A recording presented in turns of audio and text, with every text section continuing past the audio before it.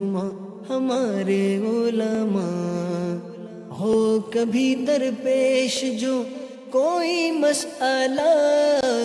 پوچھ لیں حاضر ہوں ہم ان کی بارگاہ۔ الحمد للہ رب العالمین والصلاة والسلام علی خاتم اما بعد فاعوذ باللہ من الشیطان الرجیم بسم اللہ الرحمن الرحیم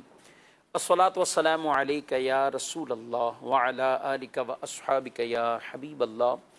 الصلاة والسلام علیک یا نبی اللہ وعلی آلک واصحابک یا نور اللہ۔ مدنی چینل کے ناظرین، پروگرام دارالافتاء اہل سنت میں آپ کو مرحبا کہتے ہیں۔ اللہ رب العالمین ہم سب کو دین اسلام کے احکامات سیکھ کر سمجھ کر ان پر عمل پیرا ہونے کی توفیق عطا فرمائے۔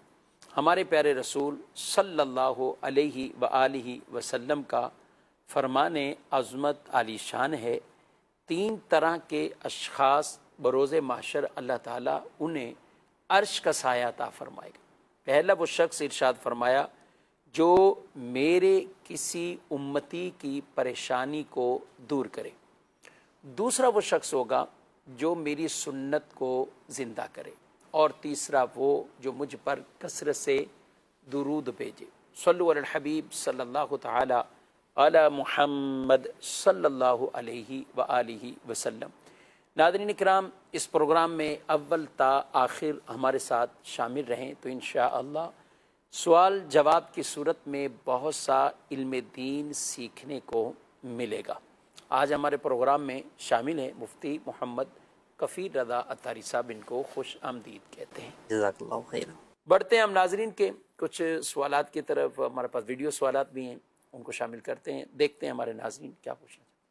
میرا نام محمد وسیم اتاری ہے، میں شاہ فیصل کالونی سے ہوں۔ مفتی صاحب، اگر کسی عورت کو ایک وقت میں 3 طلاقیں دے دیں تو کیا رجوع کی صورت باقی رہتی ہے؟ جی، سوال طلاق سے متعلق ہے۔ ظاہر ہے جب بھی طلاق سے متعلق کوئی گفتگو ہوتی ہے تو اس کا پورا دار و مدار الفاظوں پر بھی ہوتا ہے، بولے کے الفاظ تھے۔ بہرحال ایک جو نارمل مسئلہ ہے 3 طلاق کے حوالے سے، تو اس کو ہم ڈسکس کرتے ہیں۔ 3 طلاقیں کسی شور نے باقاعدہ دے دیں، لکھ کر دیں، یا زبانی طور پر دیں، یا جیسے ہمارے ہاں قانونی پرچے تقاضے پورے کر کے اس طرح کچھ طلاقیں 3 دے دیتا ہے، تو رجوع کی کیا صورت ہوگی؟ بسم اللہ الرحمن الرحیم۔ اگر کسی شخص نے اپنی بیوی کو 3 طلاقیں دی ہیں، چاہے ایک ساتھ دی ہوں، ایک ہی مجلس میں دی ہوں، ایک ہی الفاظ کے ساتھ جو ہے وہ دی ہوں، تو ایسی صورت میں تینوں طلاقیں واقع ہو جائیں گی، بشرطے کہ وہ اس کی بیوی وہ ہے جس کے ساتھ نکاح کے بعد جو ہے وہ رخصتی ہو چکی ہے، یا رخصتی نہیں ہوئی، نکاح کے بعد جو ہے وہ ان کے درمیان خلوت واقع ہو چکی ہے۔ تو ایسی صورت کے اندر ایسی بیوی کو اگر کسی شخص نے 3 طلاقیں دیں، چاہے یوں کہا کہ تجھے 3 طلاق، یا طلاق دیتا ہوں، یوں پورا جملہ جو ہے وہ کہا،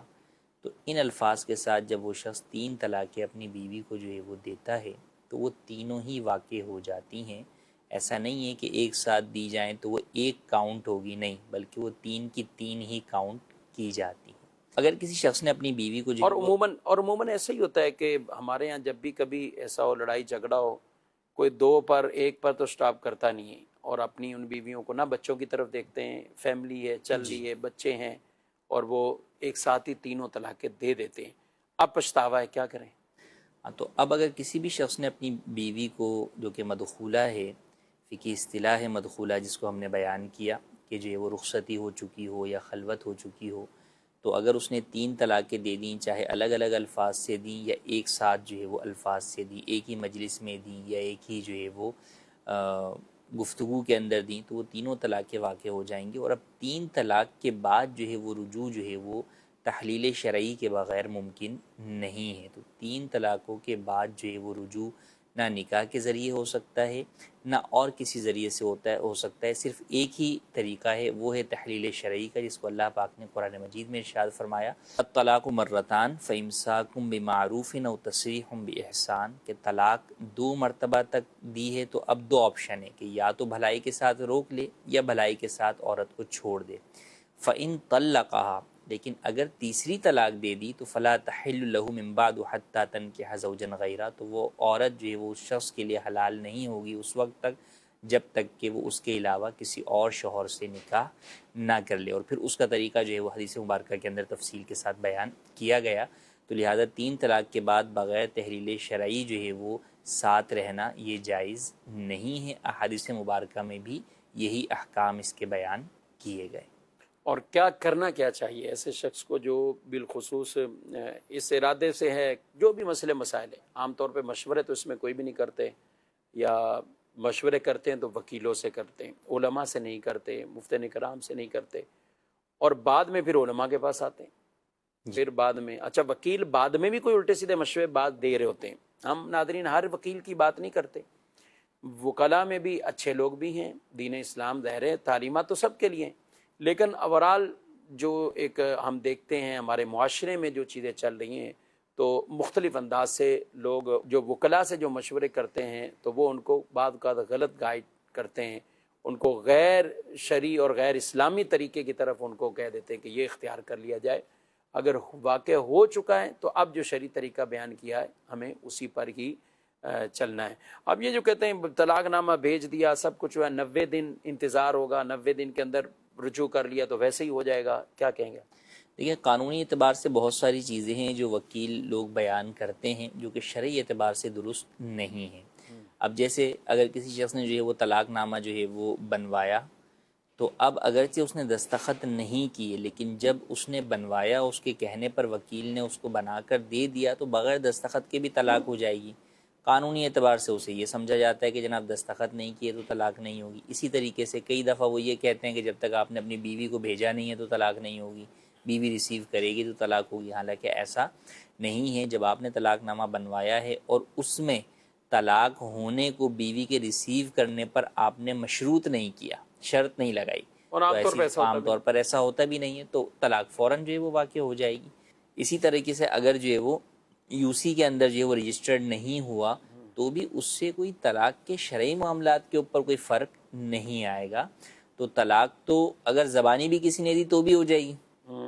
اگرچہ وہ اس کے بعد اس کے پیپر وغیرہ جو ہے وہ نہ بنائے۔ تو لہٰذا طلاق کے معاملات کے اندر چاہیے یہ کہ اولاً تو یہ کام کرنے سے پہلے بھی مشورہ کریں، اور اگر یہ کام ہو چکا ہے تو بھی وکیلوں کے پاس جانے کے بجائے مفتیان کرام کے پاس آئیں، مستند مفتیان کرام سے رابطہ کر کے ان سے فتویٰ حاصل کریں، اور جب طلاق ہو جائے تو پھر بہرحال جو ہے وہ 3 طلاقوں کے بعد ساتھ رہنا جائز نہیں ہے۔ اس بات کو ذہن نشین رکھیں۔ کئی دفعہ لوگ ایسے معاملات کے اندر، گھر کے اندر، آپس کے اندر، لڑکی کا معاملہ ہوتا ہے، رات میں کوئی معاملہ ہوا تو اس کی ساس جو ہے وہ اس کو کوئی بات پڑھا دیتی ہے کہ بھئی تم تو ابھی پیٹ سے ہو، حمل میں طلاق نہیں ہوتی،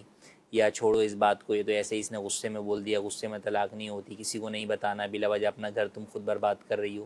اس طرح کی گفتگو جو ہے وہ بعض اوقات فیملی، یا اگر ماں کو بھی لڑکی نے بتا دیا، کئی دفعہ ایسا بھی ہوتا ہے کہ میکے والے بھی اس چیز کو جو ہے وہ توجہ نہیں دیتے کہ نہیں ایسی چھوٹی چھوٹی باتوں کے اوپر تم کیا جو ہے وہ لے کر بیٹھی ہوئی ہو۔ اور یا یوں بھی ہوتا ہے کہ بھائی پیچھے ہوتے ہیں، وہ دوبارہ جو ہے وہ ان کے اوپر بوجھ اپنی بہن لگ رہی ہوتی ہے تو وہ بھی یہی کرتے ہیں کہ جناب نہیں ایسے کچھ نہیں ہوتی۔ تو ان سارے معاملات کے اندر کوئی آپ کو سپورٹ کرے یا نہ کرے، بہرحال عورت کے اوپر لازم ہے کہ جب اس کے شوہر نے اسے طلاق دے دی ہے تو وہ شرعی فتویٰ حاصل کرے، علماء سے رہنمائی لے کہ اس وقت اس کی زندگی کا کیا معاملہ ہے، اور پھر اس کے مطابق ہی اگلا کوئی قدم اٹھائے۔ لوگوں کی باتوں میں آ کر، بچوں کو دیکھ کر، اپنا گھر اجڑ رہا ہے اس بات کو دیکھتے ہوئے، شوہر کی محبت کو دیکھتے ہوئے ہرگز کوئی بھی ایسا قدم نہ اٹھائے جو آگے ان کی زندگی کا قدم جو ہے وہ جہنم کی طرف اٹھنے والا ہو۔ تو ایسا ہرگز نہیں کرنا چاہیے۔ یہی معاملہ شوہر کی طرف ہے کہ اگر اس سے جو ہے وہ غلطی میں کوئی ایسا قدم اٹھ گیا ہے تو اسے بھی چاہیے کہ خوف خدا رکھتے ہوئے فوری طور پہ اس کے بارے میں رہنمائی حاصل کرے۔ کئی لوگ ہوتے ہیں جو اس طرف سوچتے ہیں،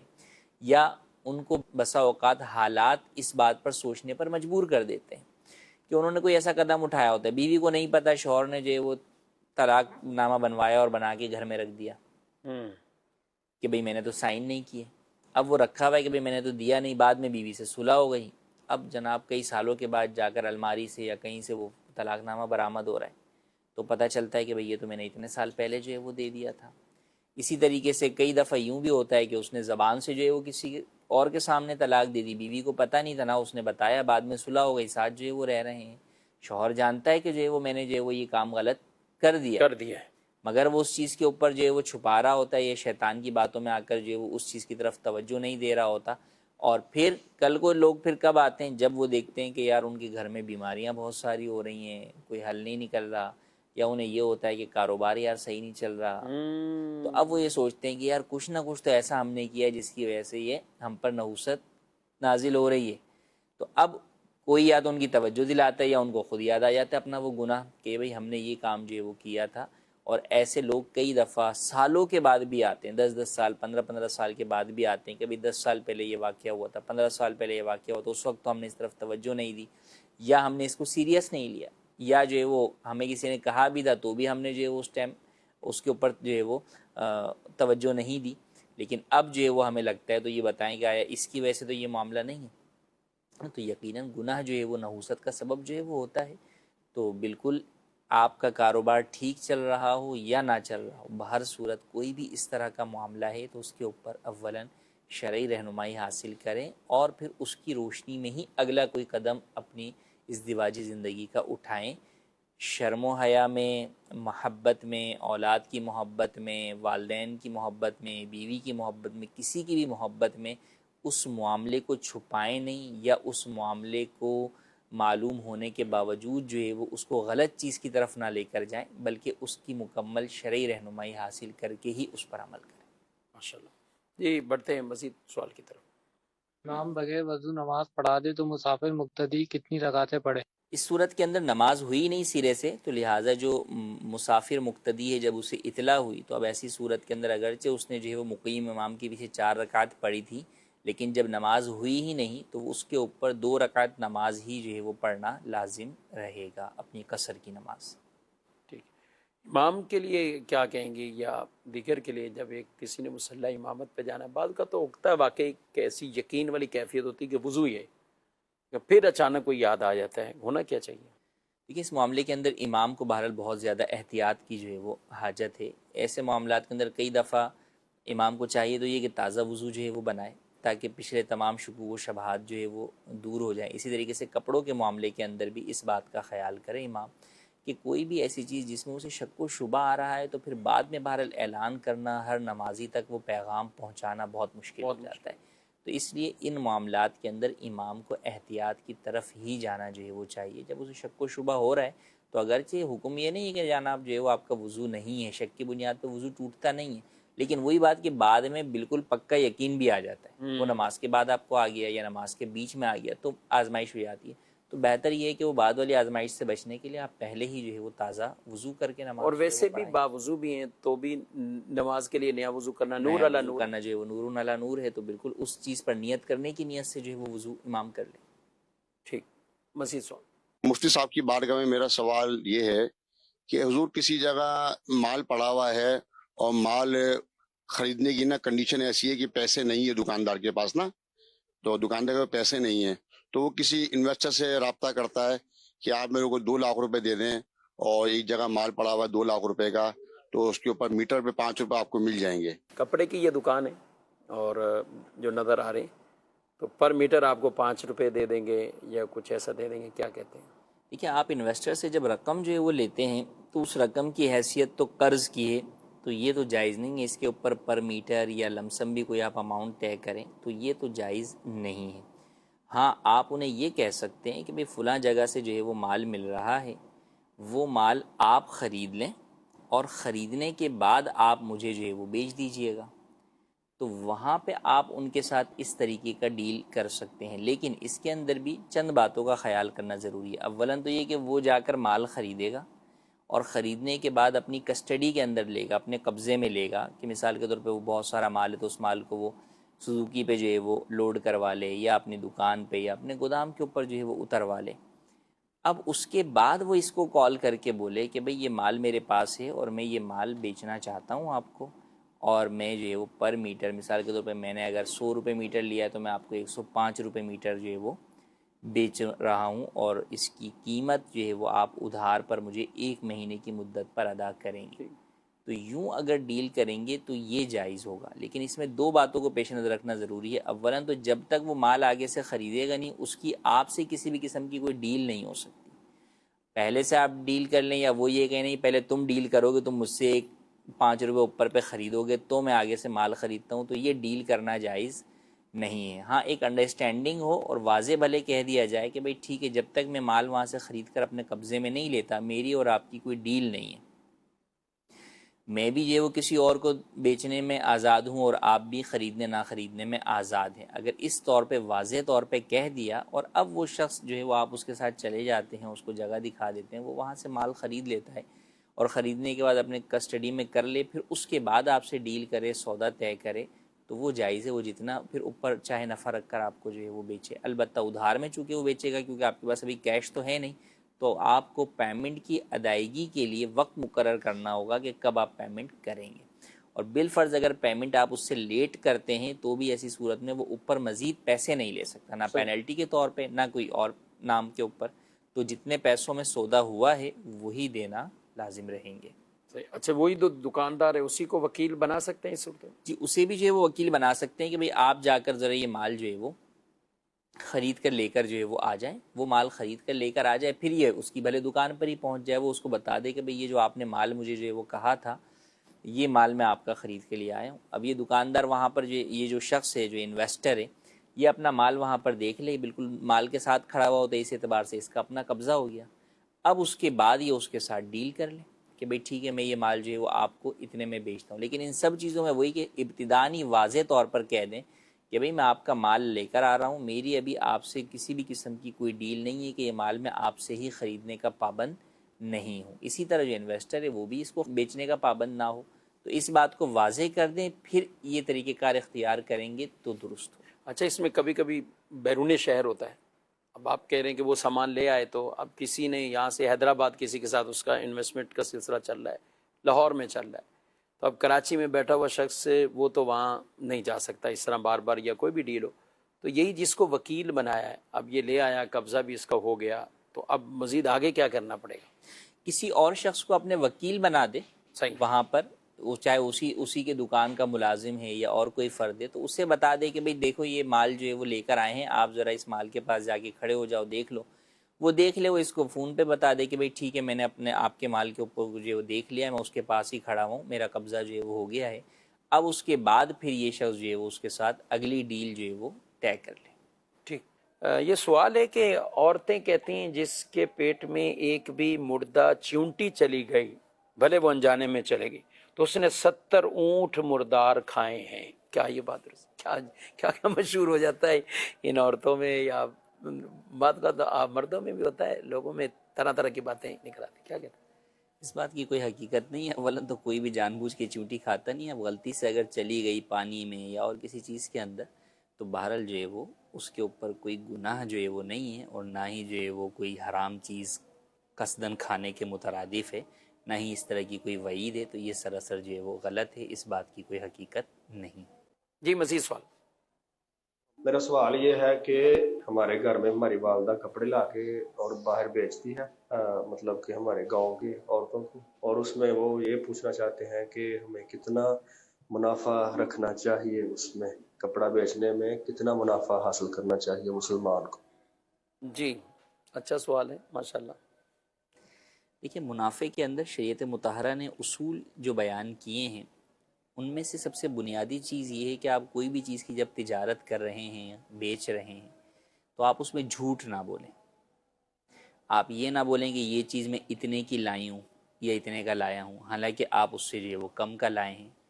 تو آپ اس میں جھوٹ نہ بولیں، دھوکہ کسی کو نہ دیں، تو پھر کوئی بھی آپ جائز منافع رکھ سکتے ہیں، اس کی شریعت نے کوئی لمٹ جو ہے وہ مقرر نہیں کی۔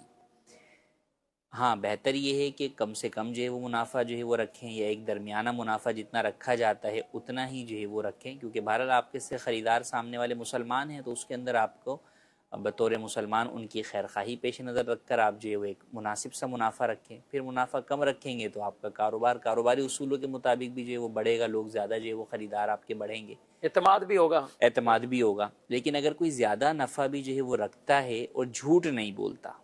تو ایسی صورت میں وہ گناہ گار اسے نہیں کہیں گے. بعض لوگ ایسی صورت میں ان لوگوں کو بسا اوقات چیٹر کہہ دیتے ہیں، یا جو ہے وہ دھوکے باز کہہ دیتے ہیں، یا جو ہے وہ منافع خور کہہ دیتے ہیں. تو اگر دیکھیں قانونی اعتبار سے بھی اس کی کوئی ریٹ لسٹ نہیں ہے،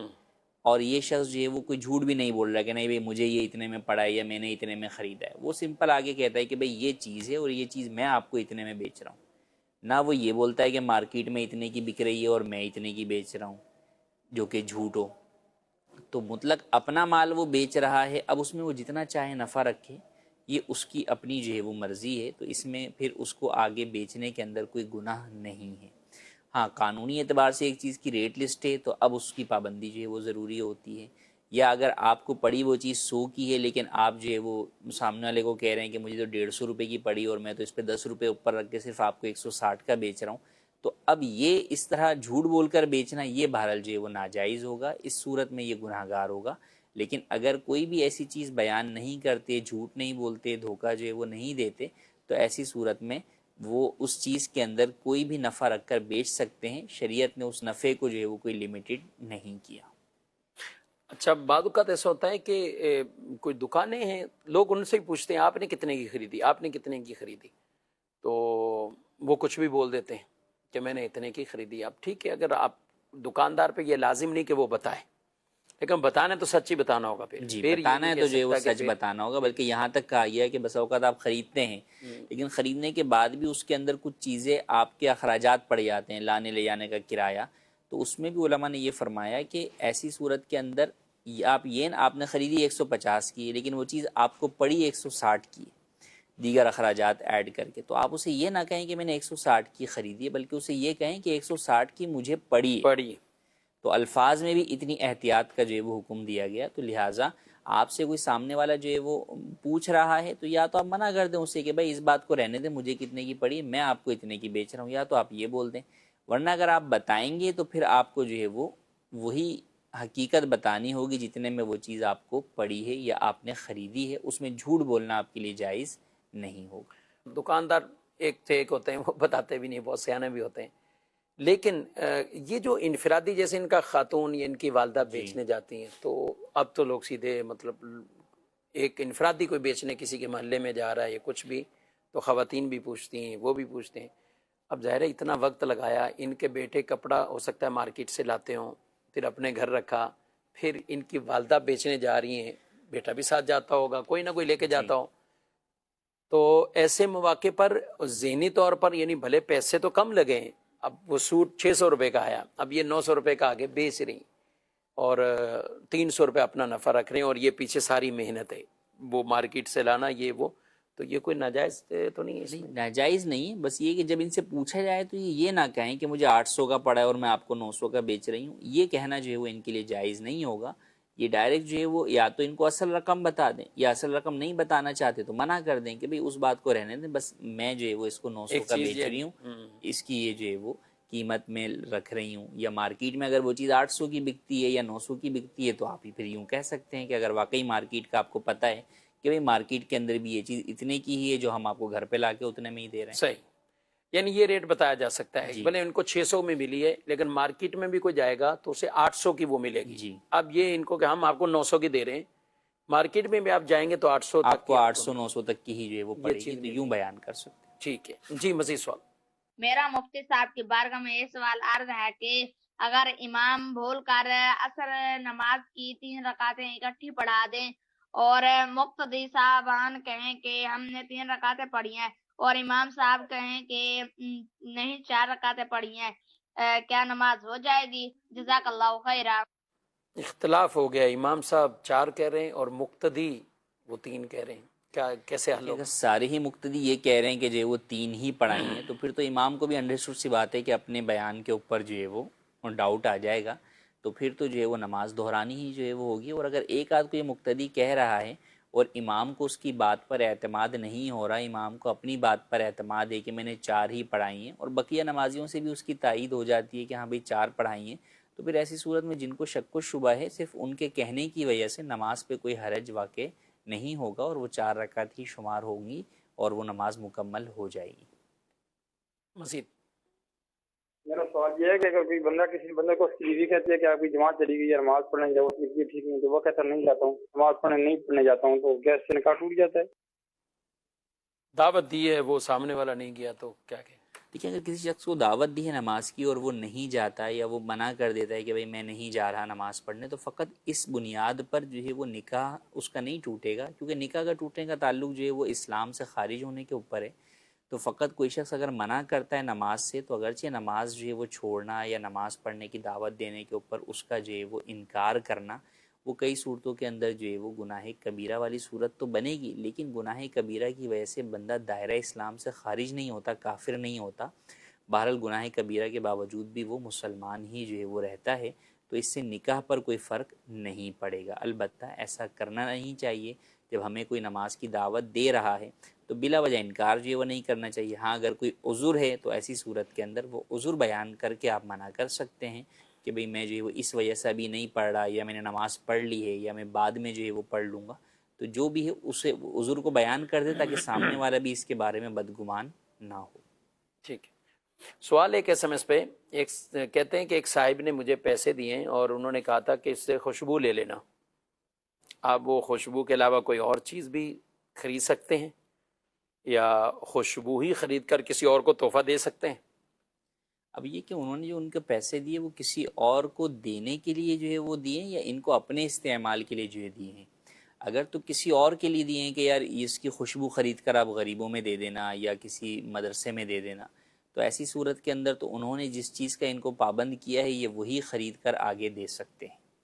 صحیح۔ اور ان کو ذاتی طور پہ کسی نے کہا کہ یار یہ لو یہ پیسے، یار تم خوشبو بھی لگا لیا کرو، اب یہ جو ہے وہ خوشبو لگائیں یا اس سے جو ہے وہ جو دل چاہے کریں، جب اس نے ان کو جو ہے وہ دے دیا ہے تو یہ پھر اس کے مالک ہیں، یہ جو دل چاہے جو ہے وہ اس سے کر سکتے ہیں۔ لیکن عام طور پہ اگر کسی اور کے لیے دیا ہے، کہ مثال کے طور پہ کسی نے دیا کہ یار بھائی یہ پیسے لیں، اس سے جو ہے وہ آپ روٹیاں خرید کے غریبوں میں تقسیم کر دیے گا، تو اب یہ روٹیاں ہی خرید کے جو ہے وہ غریبوں میں تقسیم کریں گے، یعنی جو روٹیوں جی یہ نہیں ہوگا کہ یہ جو ہے وہ ان کو کپڑے پہنا دیں یا خوشبوئیں لگا رہے ہوں یا جو وہ خوشبوئیں جو وہ لگا رہے ہوں، تو جس چیز کا انہوں نے اس کو وکیل بنایا ہے یہ وہی کرنے کے پابند ہوں۔ اچھا، اس میں یہ دیکھا جائے گا کہ وہ اس وقت کیا کس تناظر میں وہ چیز دی گئی ہے؟ یہ بھی کچھ ایسے بھی لوگ ہوتے ہیں جو خوشبوئیں لگاتے ہیں، اب ان کا کام ہی خوشبو لگانا ہے، یعنی مسجد میں بھی لوگوں نے اس کو دیکھا کہ خوشبو لگانے والے یہ صاحب ہیں کہ خوشبو لگاتے ہیں نمازیوں کو، اب اس کو کوئی دے رہا ہے کہ یہ خوشبو لے لینا، جی تو اب اس کا مقصد اس کو دینا نہیں ہے کہ بھئی آپ اپنی ذات کے لیے کر لیں، بلکہ اس کا مقصد یہی ہے کہ بھئی آپ جو ہے وہ جس طرح پبلک میں لگاتے ہیں خوشبو، تو آپ ادھر خریدتے ہوں گے تو یہ میری طرف سے بھی خرید کر جو ہے وہ عام نمازیوں کو جو ہے وہ لگا دیں۔ تو یوں کئی دفعہ آپ نے صحیح کہا کہ پس منظر کے اعتبار سے جو ہے وہ چیز کلیئر ہوتی ہے کہ اس نے آپ کو کس پس منظر کے اندر وہ پیسے دیے ہیں یا اس بات کا بولا ہے، اس اعتبار سے پھر وہی چیز آپ پر لازم رہے گی۔ جی مزید سوال۔ میرا آپ سے یہ سوال، کسی بھی ایپ کے انعامات حاصل کرنا درست ہے؟ ایپ کے انعامات تو دیکھیں پھر کچھ ایپس تو وہ ہیں کہ جن کا کھیلنا بھی جو ہے وہ جائز نہیں ہے، جیسے گیمز کی مختلف جو ہے وہ اپلیکیشن ہوتی ہیں، اس کے جو کوئنز انعامات میں ملتے ہیں تو گیم کھیلنا بھی جائز نہیں، اور وہ انعام میں ملنے والے کوئنز بھی جو ہے وہ لینا جائز جو ہے وہ نہیں ہے۔ ایک یہ ہے کہ کوئی ایپ ایسی ہے کہ اس کے اوپر آپ جو ہے وہ شاپنگ کرتے ہیں تو اس میں جو ہے وہ آپ کو کوئی کوئنز ملتے ہیں جو کہ بعد میں ڈسکاؤنٹ کی صورت میں آپ جو ہے وہ اویل کر سکتے ہیں،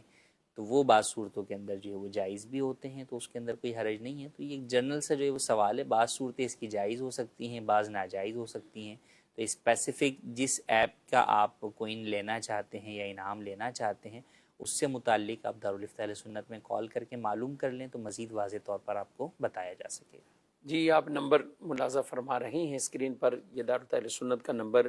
اور اس پر آپ رابطہ کر سکتے ہیں، انشاءاللہ اس حوالے سے آپ کی ضرور شرعی رہنمائی کر دی جائے گی۔ مزید سوال۔ میرے نام اعظم اتاری ہے۔ مفتی صاحب، اگر کسی نے قضا نمازیں ابھی تک ادا نہیں کی تو کیا نفل نمازیں ادا کرنے کا ثواب ملے گا؟ جی قضا نمازیں ادا نہیں کی، اور SMS پہ بھی ایک اسی طرح کا سوال ہے کہ ایسا شخص کیا پھر نفل نہ پڑھے یا کیا ہونا چاہیے؟ لیکن جس شخص کے ذمے قضا نمازیں لازم ہیں اس پر لازم ہے کہ وہ جلد از جلد ان کی ادائیگی کا اہتمام کرے، اور عام نوافل جن کی کوئی فضیلت جو ہے وہ احادیث وغیرہ میں بیان نہیں ہوئی، ان کے بارے میں حکم یہ ہے کہ وہ شخص اس طرح عام نوافل کے بجائے ان کی جگہ پر قضا نمازیں ادا کرے، کہ ایسی صورت کے اندر جب تک قضا نمازیں ادا نہیں کرتا تو اس کے نوافل جو ہے وہ معلق رہتے ہیں، قبول نہیں ہوتے، جب قضا مکمل ہو جائیں گی تو پھر وہ قبول ہوں گے۔ البتہ وہ نوافل جن کا ذکر احادیث طیبہ کے اندر جو ہے وہ آیا، جیسے اشراق چاش کے نوافل ہیں یا اوابین ہیں یا اور دیگر نوافل ہیں، تو وہ نوافل جو ہے وہ ایسا شخص بھی پڑھ سکتا ہے، لیکن اسے چاہیے یہ کہ بہرحال جلد از جلد کوشش کرے اور وہ اپنے قضا نمازوں کو جلد از جلد ادا کرے۔ سوال ہے کہ درود شریف لکھنے کا کیا طریقہ ہے؟ لکھنے کی فضیلت بھی سنتے ہیں، اور جی ہاں، درود پاک جہاں لکھا جاتا ہے تو جب تک لکھا رہے گا تو یہ انشاءاللہ ثواب بھی ملتا رہے گا۔ کیا طریقہ کار کیا ہے؟ درود پاک لکھنے کا طریقہ کار یعنی جس طرح آپ دیگر عربی چیزیں لکھتے ہیں اسی اعتبار سے آپ درود پاک بھی جو ہے وہ لکھ سکتے ہیں، بلکہ آپ کی تحریر کے اندر نبی کریم صلی اللہ علیہ وسلم کا نام پاک آئے تو چاہیے یہ کہ وہاں پر صاد یا بعض لوگ سلام لکھتے ہیں تو یہ جائز نہیں ہے، یہ گناہ ہے، بلکہ جب بھی حضور کا نام پاک آئے تو ساتھ میں پورا درود صلی اللہ علیہ وسلم یا صلی اللہ علیہ وآلہ وسلم لکھنا چاہیے، اور بالکل اس کو اچھے خوشخط انداز کے اندر جو ہے وہ لکھنا چاہیے، اور مکمل عربی کے الفاظ اور رسم الخط کے مطابق لکھنا چاہیے، اعراب لگانا ضروری نہیں۔ ایسا کر سکتے ہیں کہ یعنی کوئی اس نیت سے ہی درود شریف لکھ رہا ہے، یعنی ایک تو کوئی خط و کتابت ہے، کچھ بیچ پیپر میں آ گیا کچھ اور اور لکھ رہا ہے، ہے۔ جی ہاں، کوئی مقصد یعنی کوئی سبق لکھ رہا ہے اور کوئی اور چیز بھی لکھ رہا ہے۔ ہم جیسے دارالتعلیم سنت میں فتویٰ لکھتے ہیں تو ظاہر ہے اس کے بھی جو لیٹر پیڈ ہے اس پہ درود شریف بھی ہے اور دیگر چیزیں بھی ہیں، بسم اللہ حمد شریف بھی ہے، اور ایک ویسے ہی ہوم ورک کرتے ہیں بچے تو ہم کسی کو کہہ دیں کہ آپ 10 دفعہ درود شریف لکھ کر دکھائیں، تو یہ بھی ٹھیک ہے؟ جی ہاں، یہ بالکل یہ بھی لکھا جا سکتا ہے، بغیر کسی وجہ کے بھی کوئی شخص اچھی نیت کے ساتھ لکھے گا درود پاک تو انشاءاللہ درود پاک لکھنے کا بھی اسے ثواب ملے گا۔ ماشاءاللہ۔ مزید کون؟ میرا سوال یہ ہے کہ کیا سنت کفن سے زیادہ کفن دینا جائز ہے؟ برائے مہربانی جواب ارشاد فرما دیجیے۔ سنت کفن سے زائد؟ سنت کفن سے زائد کفن دینا جو ہے وہ خلاف سنت اور مکروہ ہے، تو اس سے جو ہے وہ بچنا چاہیے۔ سنت کفن کے مطابق ہی جو ہے وہ زیادہ سے زیادہ آپ کو کفن کے کپڑے دینے چاہیے۔ جی مزید سوال یہ ہے، شوہر کی ناراضگی میں وفات ہو تو کیا بیوی کو وراثت ملے گی؟ جواب ارشاد فرما دیجیے۔ جی، شوہر کی ناراضگی میں وفات؟ جی ہاں، بیوی سے اگرچہ شوہر ناراض ہو، جب بھی بہرحال جو ہے وہ عورت نکاح کے اندر جب موجود ہے تو ایسی صورت میں وہ وراثت کی حقدار ہوگی اور اسے جو ہے وہ وراثت ملے گی۔ یعنی اس میں یہ نہیں کہا جا سکتا کہ شوہر کے انتقال سے پہلے تم تو اس کو چھوڑ کے چلی گئی تھی یا ناراض تھے، یہ کچھ بھی ہو گئے، جب نکاح میں موجود ہے جب نکاح میں موجود ہے۔ کئی دفعہ ایسا ہوتا ہے کہ بس اوقات سالوں کی بھی جدائی جو ہے وہ آپس میں ہوتی ہے لیکن طلاق نہیں ہوئی بھی ہوتی، اگرچہ وہ زندگیاں دونوں الگ الگ گزار رہے ہوتے ہیں، عورت نے بھی آگے کہیں نکاح نہیں کیا ہوا ہوتا، تو جب طلاق نہیں ہوئی شرعی اعتبار سے تو بہرحال اگرچہ وہ کتنے ہی عرصے جدا رہے، بہرحال وہ آپس میں میاں بیوی ہیں۔ جب رشتہ نکاح میں موجود ہیں تو ایسی صورت کے اندر وراثت کی عورت حقدار ہوگی اور اسے اس کا وراثت کا حق دیا جائے گا۔ اسی طرح اگر عورت نے شوہر کے انتقال کے بعد عدت گزارنے کے بعد آگے نکاح کر لیا تو بھی بہرحال اس کا وراثت کا حق ساقط نہیں ہوگا، اسے اس کا وراثت کا حق تب بھی دیا جائے گا۔ جی مفتی صاحب، میرا سوال یہ ہے، کھجانے سے کیا دانا پھوٹ جائے اگر تو